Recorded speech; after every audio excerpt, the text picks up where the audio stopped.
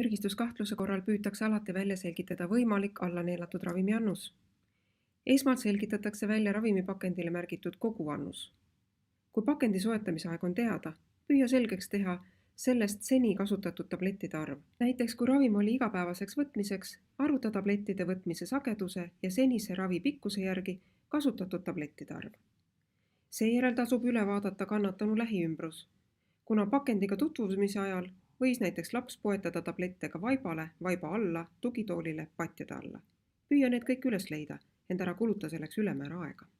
Kui kõik alles jäänud, leitud ja seni kindlalt teadaolevalt eelnevalt kasutatud tablettide arvud on teada, lahuta see summa maksimaalsest tablettide arvust pakendis. Tulemuseks on tablettide arv, mis on tõenäoliselt neelatud.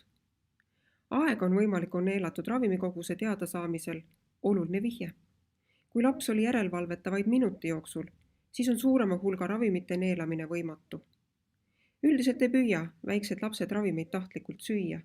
Eesmärk on pigem maitse uurimise eesmärgil lutsutamine. Siiski võivad lapsed süüa suuremaid ravimikoguseid eeskätt hea maitse tõttu või mänguhoos.